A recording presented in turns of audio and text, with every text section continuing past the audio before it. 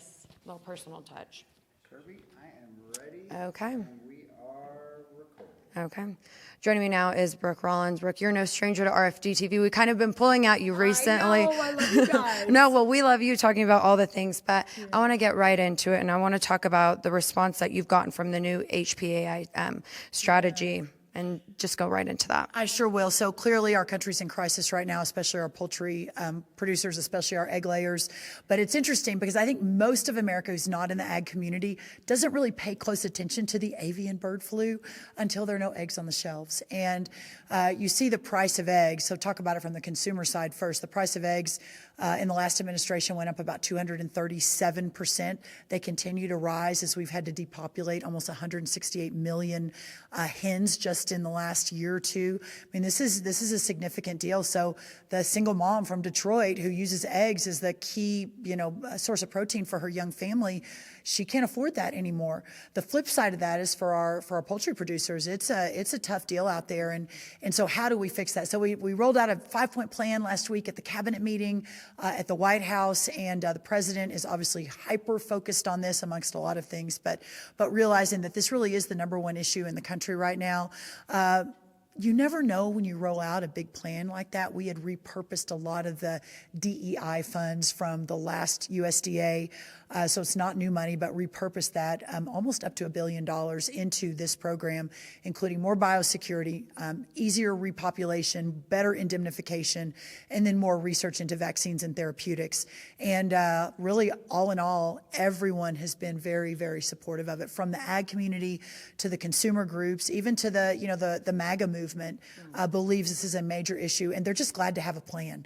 Like, thank goodness someone's got a plan, and they're willing to step out and step up on it, and they're not going to hide behind the bureaucracy. We're moving out quick. Yeah, and that's what the American people, that's what people want to see, because they just want the prices to go down. They want more eggs on the shelves. But again, those farmers, those producers, those turkey, those chicken producers, I mean, they just want their flocks to be stocked back up and healthy and moving forward. Switching gears, tariffs potentially go into effect this week. How will USD protect farmers?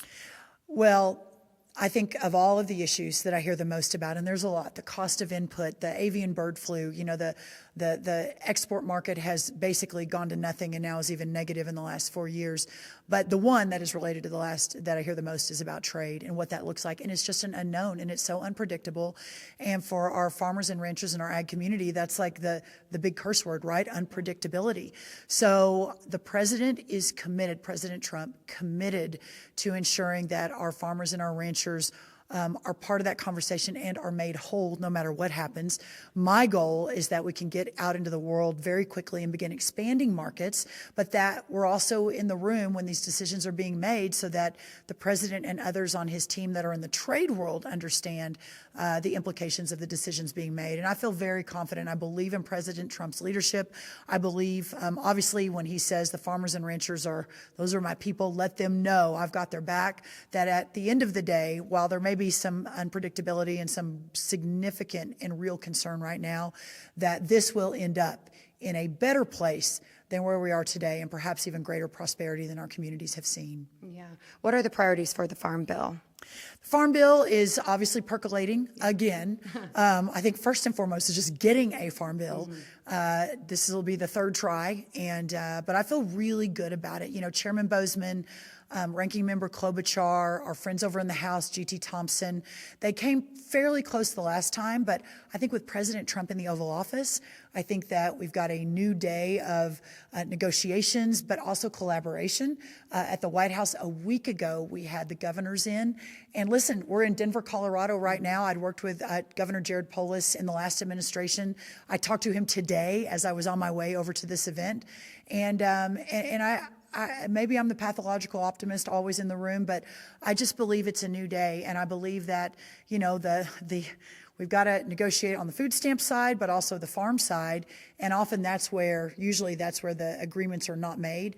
But I think it's a new day. I think all of us understand the importance of getting this across the finish line, and the importance of the ag community as part of it. So I feel pretty good about it. Yeah, and my family are farmers out in California. Obviously, water issues have always been a problem. Yes. Are there any measures that this administration might take to kind of alleviate some of those issues, enlarging dams, building more reservoirs, things like that? I think that you'll see that as a emerging priority.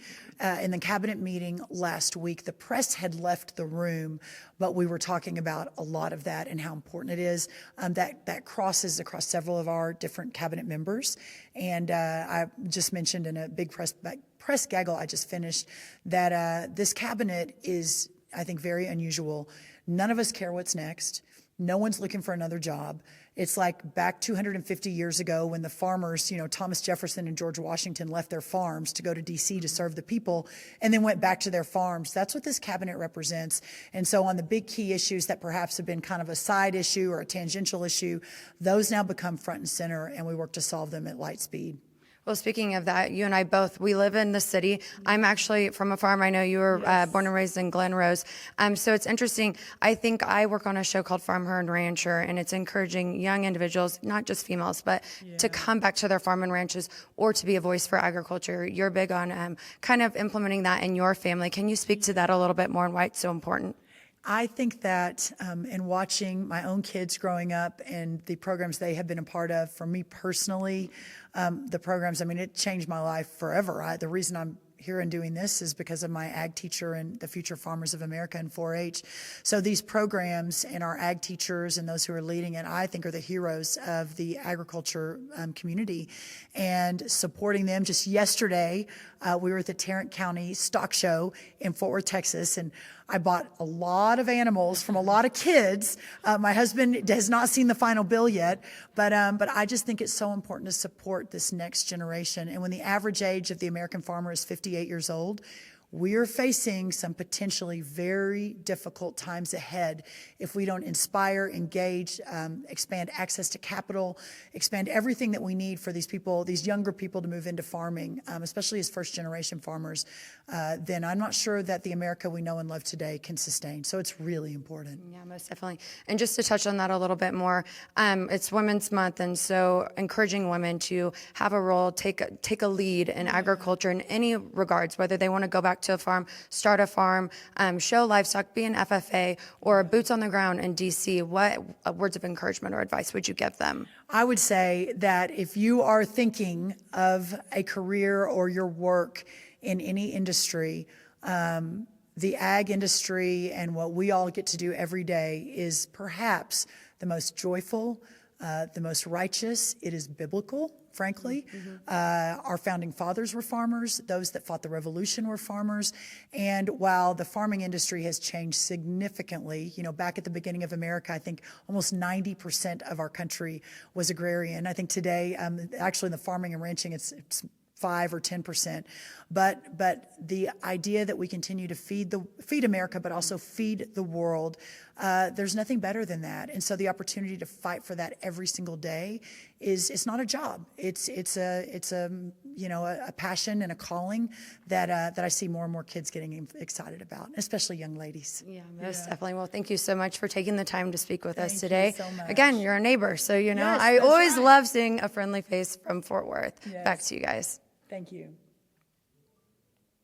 Nice job. Thank you. Way to